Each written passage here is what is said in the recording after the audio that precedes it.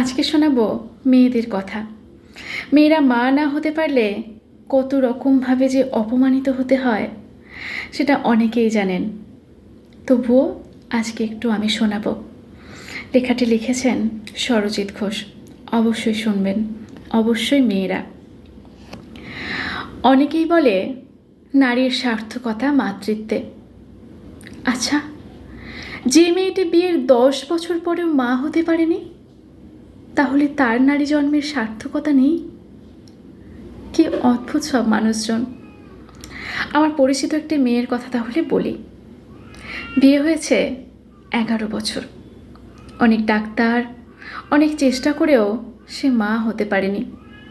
প্রথম প্রথম অনেকেই অনেক কথা বলতো। আত্মীয় পরিজন থেকে শুরু করে পরিচিত মহলে মেয়েটিকে দেখলেই জিজ্ঞেস করতো, এখনও বাচ্চা হয়নি? তোদের এত টাকা পয়সা কে ভোগ করবে? বাচ্চা হচ্ছে না নাকি ইচ্ছে করে নিচ্ছিস না?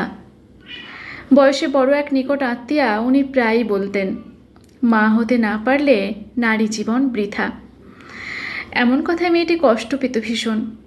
যেখানেই যেত সেই এক কথা, কেন বাচ্চা হয়নি? মেয়েটিকে বুঝিয়ে দেয়া হলো, এ সমাজে মা না হতে পারলে তার কোনো মর্যাদা নেই। প্রথম কয়েকটা বছর নিজেকে এক প্রকার ঘরবন্দি করে ফেলেছিল। পরে যখন বুঝলো মা না হতে পারাটা তার তো হাতে নেই।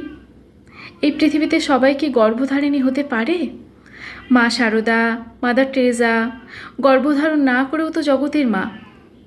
নিজেকে এক সময় বদলে নিল মেয়েটি। কেউ যখন এই নিয়ে কথা বলতো আর গায়ে মাখত না, বরং উল্টে জবাব দিতে শিখল। একটা সময়ের পর মানুষ তার কোমল সত্তাটাকে লুকিয়ে নিয়ে কঠিন মোড়কে নিজেকে মুড়ে নেয়। আসলে পরিস্থিতি তাকে এমনটা হতে বাধ্য করে।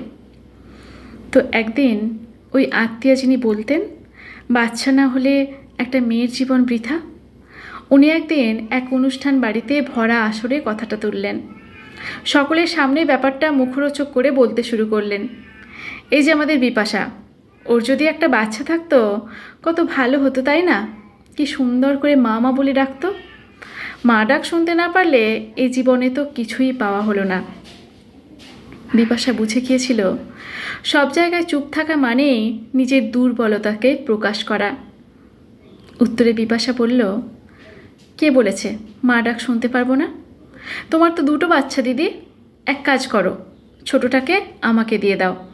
এই তো 2 বছর বয়স ওর, আমাকে মামা বলে ডাকবে, তুমিও শুনতেও পাবে।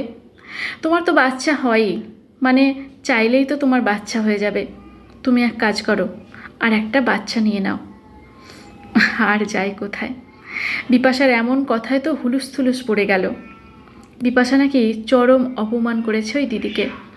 অন্য একজন আত্মীয় বলেছিল, বাচ্চা হয়নি তবুও কত অহংকার, ভগবান এই কারণেই ওকে বাচ্চা দেয়নি। বিপাশার কথা বাড়ায়নি।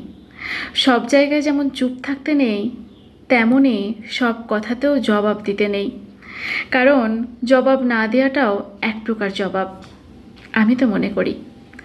বিপাশা একদিন ঠিক জবাব দিয়েছিল, ভগবান সন্তান দেয়নি বলে বাকি গুণগুলো যে তাকে দেবে না, এটা হতে পারে না। ভগবান বিপাশাকে ভাগ্যিস অহংকারের মতো ভালো গুণটা দিয়েছিল। ঠিক সময়ে ঠিক জবাব না দিলে মানুষ তখন পেয়ে বসে। যাদের কমন সেন্সের অভাব, তাদের সেন্স ফেরানোর জন্য এমন অহংকারের অস্ত্র প্রয়োগ তো করতেই হবে, যাতে দ্বিতীয়বার আর সেই ভুলটা না করে। মেয়ে হয়ে জন্মেছে মানে তাকে নরম হয়ে থাকতে হবে? মেয়েদের একটা একটা তেজ থাকা দরকার, যে তেজটা বিপাশা তৈরি করেছে।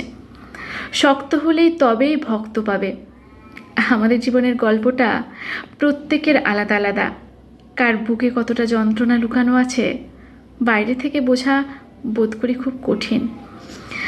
বুদ্ধিহীন মানুষ সেটা বুঝলে তো, যে প্রশ্নটা করলে মানুষ সবচেয়ে অস্বস্তিতে পড়বে, লজ্জায় কুঁকড়ে যাবে, সেগুলো জিজ্ঞেস করে নিজের পৈশাচিক আনন্দ চরিতার্থ করবেই।